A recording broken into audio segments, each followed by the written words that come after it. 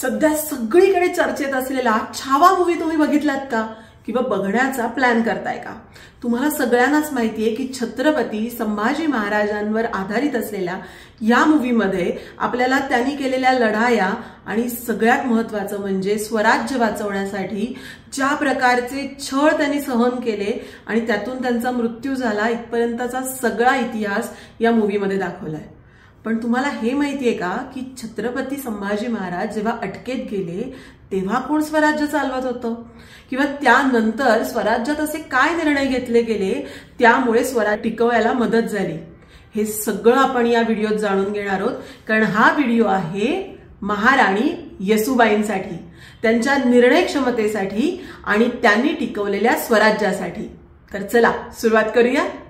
इतिहासाची पानं आपण उलटून बघितली की अनेक वीर पुरुषांच्या कथा आपल्याला सापडतात, पण त्याच बरोबरीने या वीर पुरुषांच्या सोबत अनेक स्त्रिया देखील होत्या ज्या या संघर्षामध्ये त्यांच्या बाजूने उभ्या राहिल्या, त्यांच्या पाठीशी खंबीरपणे नेतृत्व केलं आणि त्यामुळे या स्त्रियांची माहिती देखील आपल्याला असणं खूप गरजेचं आहे। अशाच होत्या स्वराज्याच्या पहिल्या कुलमुखत्यार महाराणी येसूबाई। एकीकडे स्वराज्यासाठी आपला पती 40 दिवस तिथे लढतोय, यातनादायी मृत्यूला त्याला सामोरं जावं लागतंय। दुसरीकडे आता स्वराज्याचा राजाच अटकेत असताना स्वराज्याचं काय होणार? प्रजा खचू न देण्यासाठी आपल्याला काय करायला पाहिजे? अशा खूप डोलायमान स्थितीमध्ये, इतक्या दुःखाच्या स्थितीमध्ये जी बाई इतके निर्णय घेऊ शकते तिचा आदर्श तर आपण डोळ्यासमोर ठेवलाच पाहिजे। कारण कुलमुखत्यार हे फक्त पद नाहीये, ती एक जबाबदारी आहे। शी सखी राज्ञी जयसी अशा शिक्क्याने अनेक निर्णय महाराणी येसूबाईंनी घेतले। छत्रपती संभाजी महाराजांनी त्यांना इतका अधिकार दिला होता की राज्यातील कोणताही हुकूम त्यांच्या नजरेखालून गेल्याशिवाय राहत नसे, असे सरदेसाई हे इतिहासकार देखील म्हणतात। हा विचार केलात का की राजाला अशा प्रकारे जेव्हा मृत्यूला सामोरं जावं लागलं, इतक्या प्रकारे हाल करण्यात आले, तेव्हा स्वराज्यातील लोक किती घाबरली असतील, राजपरिवार किती घाबरला असेल। अर्थात औरंगजेबाला हेच हवं होतं, मराठ्यांना घाबरवून त्याला स्वराज्यावर ताबा मिळवायचा होता। यावेळी महाराणी येसूबाईंनी प्रसंगावधान दाखवलं, दुःखामध्ये खचून न जाता खंबीरपणे उभ्या राहिल्या। प्रजेला, मावळ्यांना सगळ्यांनाच पुरण चढलं आणि ताकदीनिशी स्वराज्य वाचलं। मग असं येसूबाईंनी नक्की काय केलं? सगळ्यात मोठी गोष्ट त्यांनी केली, आपण हळूहळू त्यांनी घेतलेले निर्णय या व्हिडिओत बघणारच आहोत। त्यांचा सगळ्यात महत्वाचा पहिला निर्णय म्हणजे संभाजी महाराजांचा मृत्यू झाला तेव्हा सर्व राजपरिवार रायगडावर होता। आजमशहा, जुल्फिकार खान, फिरोज जंग रायगडाला वेढा घालून बसले होते। हे सगळे औरंगजेबाचे मोठे सरदार होते। या सगळ्यामध्ये महाराणी येसूबाईंचा एकच ध्यास होता, म्हणजे स्वराज्य राहिलं पाहिजे। त्यांनी रामचंद्र अमात्य, संताजी घोरपडे, शंकरजी नारायण आणि इतर मंडळींसोबत प्रस्ताव ठेवला। काय होता तो प्रस्ताव? अर्थात तो प्रस्ताव ठेवताना सगळ्यांना वाटलं होतं की येसूबाई हा शाहू महाराजांना गादीवर बसवतील, पण नाही। आपल्या 7 वर्षाच्या पुत्राला म्हणजे शाहू महाराजांना गादीवर न बसवता त्यांच्यापेक्षा वयाने, अनुभवाने मोठ्या असलेल्या राजाराम महाराज यांना गादीवर बसवावं असा हा प्रस्ताव होता। यालाच आपण म्हणू शकतो की महाराणी येसूबाईंनी ते प्रेमापेक्षा सुद्धा स्वराज्य प्रेमाला जास्त महत्व दिलं। आता त्यांनी महत्वाचा घेतलेला दुसरा निर्णय म्हणजे राजाराम महाराज यांचे मंचकारोहण करून झाल्यानंतर त्यांनी रायगड सोडून महाराष्ट्राच्या देखील बाहेर जिंजीस जावे। का? कारण संपूर्ण राजपरिवार हा तेव्हा रायगडावर होता आणि जर समजा रायगड जिंकला असता तर संपूर्ण राजपरिवाराला अटक झालं असतं आणि मग अशा परिस्थितीमध्ये स्वराज्याचं काय झालं असतं, हा एकच प्रश्न त्यांना भेडसावत होता। त्यामुळे राजाराम महाराजांनी त्यांच्या कुटुंबासोबत रायगड सोडून बाहेर जावे आणि राज्य, सैनिक गोळा करून रायगडाला सोडवावे। तोपर्यंत वर्षभर आम्ही रायगड लढवू आणि रायगड राखू।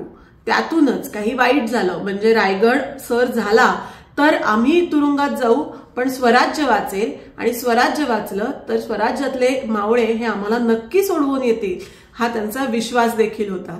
कितीही दूरदृष्टी आहे, अशी ही दूरदृष्टी एखाद्या महाराणीकडे असणं हेच राज्याचं सगळ्यात मोठं भाग्य असं म्हणता येईल ना आपल्याला। तुम्हाला पण जर हे वाटत असेल तर कमेंटमध्ये महाराणी येसूबाई असं नक्की टाईप करा. आणि पुढचा आपण अजून व्हिडिओमध्ये माहिती घेणारच आहोत, पण त्याआधी पूर्वा सूरज या आमच्या चॅनलला सबस्क्राईब देखील करा. येसूबाईंचा हा निर्णय मान्य करून राजाराम महाराज, महाराणी ताराराणी आणि त्यांचे कुटुंब हे रायगड सोडून चोरवाटेने जिंजी जायला निघाले. आणि त्यानंतर ज्योत्याजी केसकर, यसाजी कंक आणि इतर सरदारांबरोबर जवळजवळ 8 महिने महाराणी येसूबाईंनी रायगड लढवत ठेवला. मराठी मावळ्यांच्या तुकड्या गनिमी काव्याने जुल्फिकार खानाला जेरीस आणत होत्या, त्यामुळे रायगड सहज हस्तगत होत नव्हता. इतक्या मोठ्या फौजेसमोर एक स्त्री स्वराज्याच्या प्रेमाने आणि जिद्दीने ठामपणे उभी राहिली होती.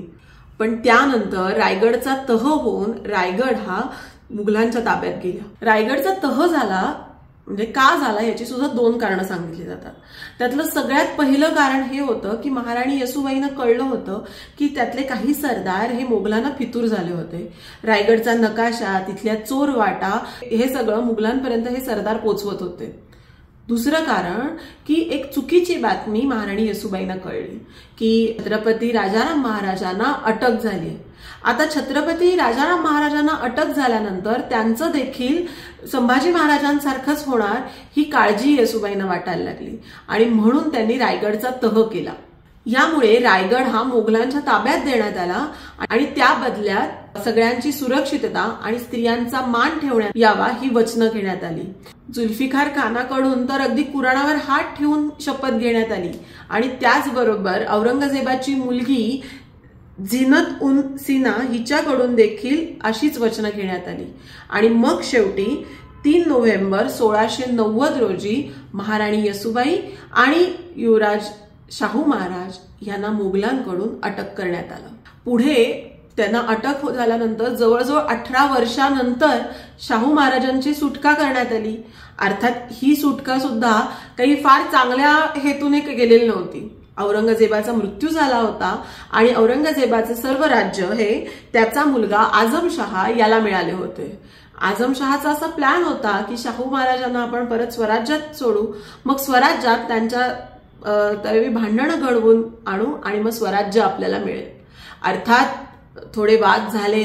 स्वराज्यात 2 गाद्या तयार झाल्या, एक कोल्हापूरची गादी आणि एक साताऱ्याची गादी. मात्र त्याचे परिणाम मात्र उलटे झाले की आधी स्वराज्य होतं त्यापेक्षा ते जास्त वाढलं. आणि 18 वर्षांनी जेव्हा शाहू महाराजांना सोडण्यात आलं होतं तेव्हा महाराणी येसूबाईंना मात्र मुघलांकडेच ठेवण्यात आलं होतं. याला म्हणजे आपण म्हणू ओलीस ठेवण्यात आलं होतं की जेणेकरून शाहू महाराज कधी मुघलशाहीवर हल्ला करू नये. परंतु त्यानंतर 10 वर्षांनी मराठा सैन्य दिल्लीवर चाल करून गेलं. यामध्ये बाळाजी विश्वनाथ, संताजी भोसले, खंडेराव दाभाडे असे मातब्बर सरदार यांनी दिल्लीला जाऊन दिल्लीचा बादशाहच बदलला आणि महाराणी येसूबाईंना जवळजवळ 30 वर्षानंतर स्वराज्यात येता आले.